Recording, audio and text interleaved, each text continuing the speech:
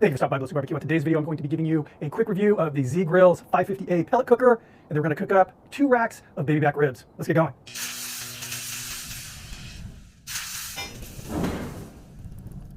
So on my channel, I'm guilty of using some pretty high-end equipment, and I'm often asked what my opinion is on some of the more affordable cookers out there, which is why I decided to do this video.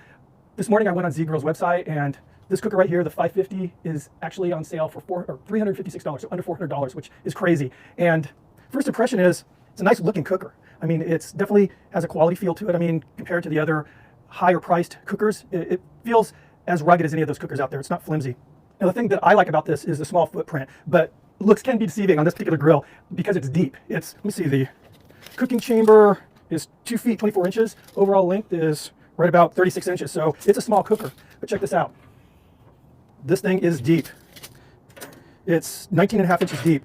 And in preparation for this video this morning, I had some baby back ribs that were still wrapped in the cryovac, and I was able to lay 4 racks across this grate, side by side basically, and 1 full rack up here. So I can easily cook 5 racks of baby backs in here. Definitely a large pack of brisket in here, and probably 3 or 4 pork shoulders. So that's a lot of food. I mean, think about it, 5 racks of baby backs. If you give each person 1/2 of a rack, some people aren't going to eat that much. I mean, at minimum, that's 10 people that you're feeding. Again, I know that I could get probably a 15 to 17 pound full pack of brisket on here, 4 shoulders. I mean, you're talking about 20 people now you're cooking for. So a lot of bang for the buck, I think. Again, $356, a lot of bang for the buck. Let's take a look at the hopper. So it has a fairly compact hopper. Again, we're keeping the footprint down on this particular cooker. 16-pound hopper. So you're definitely going to have to tend to the hopper on a really long cook, but I'm guessing probably only once. This cooker has a nice solid rack underneath for storage, so easily store 4 bags of pellets under there. These wheels are awesome. You see on these, 8-inch diameter wheels. Any terrain. As you can see, I have kind of rustic pavers here. Some of the smaller wheels, the really small casters, would get kind of caught up on the cracks here. I was able to roll this across my front yard on the grass, no issues at all. So open this up again. The grates are all porcelain coated. Of course, you have the expansion here that you can remove. You don't have to use it if you don't want to use it. Get this grate out here. There's a really nice deflector here, which also obviously channels the grease down into the reservoir. Secondary deflector, solid. And then there's your fire pot. And again, a nice large fire pot here, 3.5 inch diameter. So the grease control system is your standard grease control for 99% of the cookers out there at least. The grease runs down that deflector, into this trough, out the chute, and into the little bucket. So the startup and temperature control on this thing is very straightforward. There's no bells or whistles here. It's got a simple knob to control your temp and then an on-off switch. You're always going to start off at smoke for the initial startup. Then you have a range of temperatures here, 180 degrees Fahrenheit at the lowest, and then high, which is 450 degrees. So what I'm going to do now is that initial burn-in, which is detailed in the owner's manual. You guys don't need to see that. Basically what I'm going to do is I'm going to burn it for probably 45 minutes to an hour, and that's going to get rid of any of the residual oils, lubricants, whatever, from the manufacturing process. And honestly, you need to do that with any cooker you buy, regardless, pellet, charcoal, big offset smoker. You should always burn it in before you cook food on it. Once the burn-in is complete, we'll start cooking. Okay, the pit's all heated up, no problems there. Here's those baby back ribs I bought, and these are gorgeous. I like to peel the membrane off of the back of the ribs. I think that it makes for a more tender bite, also allows for more smoke penetration, top and bottom. Some people leave it on, that's fine, I don't have a problem with that. Other people will squirt. I like to remove it. There's a couple ways of removing it. One way is to take a knife, a butter knife, and stick it underneath the membrane, kind of loosen it up and then grab it and pull it. Works great. The one thing you need to concern yourself with when you do that particular method is there are actually 2 membranes. One that's this really defined, smooth membrane, and then underneath there, that one is a more fibrous membrane that kind of holds the bones in place. So if you accidentally go underneath that second one and pull all of it off, you're going to lose bones during the cook. So what I do is the little serrations are on the butter knife. I just kind of use it to more or less snag this membrane here, and that'll keep that second one in place. And again, I'm just kind of snagging it until it loosens up. You can see it already pop, kind of loosening up there. Then it's more or less as normal. Small piece of paper towel so it doesn't slip. Just grab it, then continue kind of pulling it up.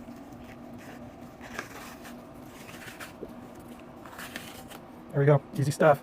Now as far as like this stuff, just trim it off. There's some extra fat here you can remove if you want to. I'm gonna leave it.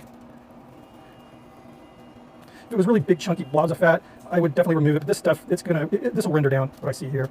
Now there's this ragged end here, actually this bone and this ragged end. I'm gonna remove that just to kind of square off the rack here and save that. It's good meat. You can actually cook it by itself for a little Scooby snack while you're cooking, or use it in your beans. Okay, so that looks pretty good. You can see this rack here, some nice marbling, a nice chunk of meat right there in that loin portion. It's a nice looking rack. So just gonna repeat on this.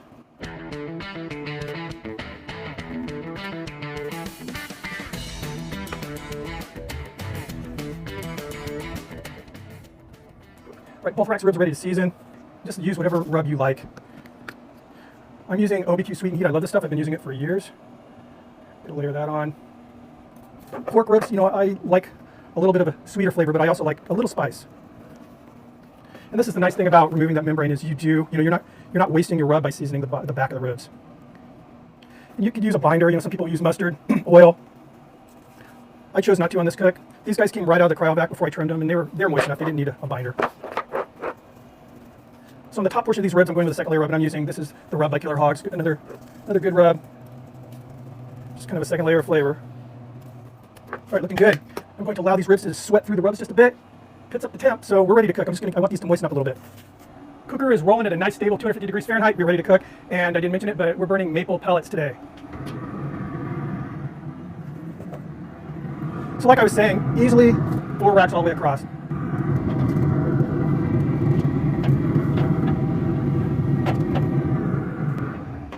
What I'm going to do now is allow these ribs to cook unwrapped in the pit.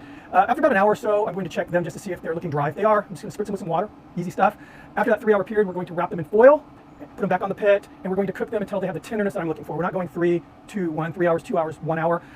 Once they achieve that tenderness, I'm unwrapping them, give them a quick glaze, put them back on the pit until that glaze kind of sets up. So it's going to be good. It's already smelling good. See you guys in a bit. So we're about an hour and 10 minutes into this cook. I just took a peek, and they need to be spritzed to show you what I'm looking for. So very simple. You can see how the surface just looks dry. So just water in a spray bottle. And a lot of people, you can spray apple cider vinegar mixed with apple cider, whatever, you know. I've kind of taken to using just water because it doesn't affect the flavor. I'm trying to have a lot of control over the flavor that I'm developing here with the rubs. So what we're trying to do with the spritzing is dissolve, you know, assist in the dissolving of the sugars and salts that are in that rub. And this is going to help develop just a really beautiful crust. So 30, 40 minutes from now, I'll be taking another peek. And if it looks dry again, give it another spritz. 3 hours into this cook now, the cooker's been running flat, stable. I mean, very happy with the temperature of the cooker. It's not been consuming a lot of pellets either, but we're ready to pull these ribs for the wrap. Got some hot sun coming through here, but look at that. Beautiful color. Getting a little pullback on the bone. These guys are going to be done soon. So the first thing I'm going to do is just lay these here meat side up. And what I'm going to do is just kind of a thin coating of a sauce. And this is a real kind of a basic tangy tomato-based sauce. So again, I'm trying to layer on different flavors. I've got some savory going on, got a little bit of heat, some sweet, now some tang. And then we're going to layer on another layer when we glaze these at the end. And I've whipped up a really nice glaze I'll share with you guys. All right, so just a nice thin coating of this sauce on the top on the meat side, and we'll go bone side up. Just do the same thing here. Now we'll give it a wrap. Other than the sauce, we're not adding any liquid. So remember, when you're wrapping, you want to try to keep it as tight as you can without piercing the foil with the bones. Just kind of lay down and then use your hands to kind of press that air out.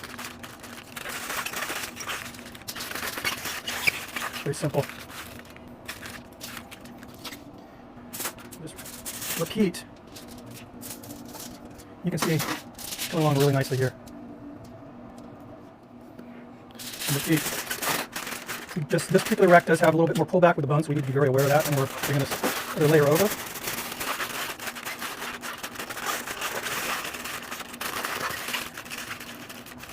It's back on the pit.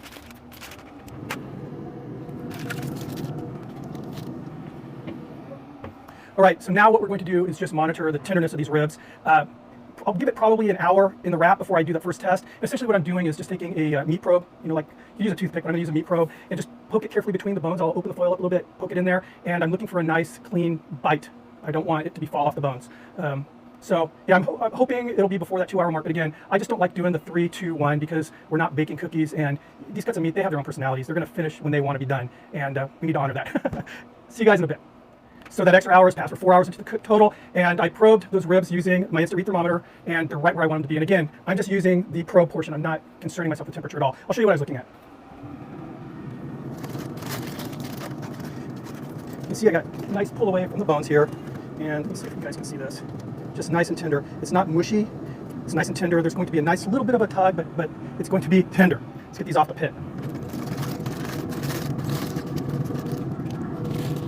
All right, lay these out. And you can see where I have some loss of the the membrane right here behind these bones. They're kind of shining through. Got them just in time. Pretty though. So now we're going to glaze these ribs, and again, it's just one more layer of flavor. It's not a real thick glaze. We just want to add another layer of flavor and some shine to these ribs. This is a honey-based glaze. I'll have the recipe for it posted on the screen here, but it's nice. It's got a little teeny bit of heat, and a lot of nice spices, because I put pickling spice in here. So I'm just going to kind of spoon it on. You can see it's really pretty. And I'm going to brush it just to kind of see it's got some beautiful color. There's a little smoked paprika in here to help with the color. And that honey, it's sweet, but it's got a nice, a floral sweetness to it. So it's not just like cane sugar sweet. All right, let's get these back on the pit.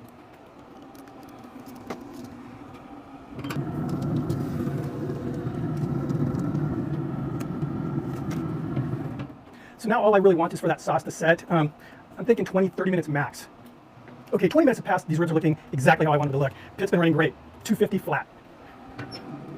Just look at this.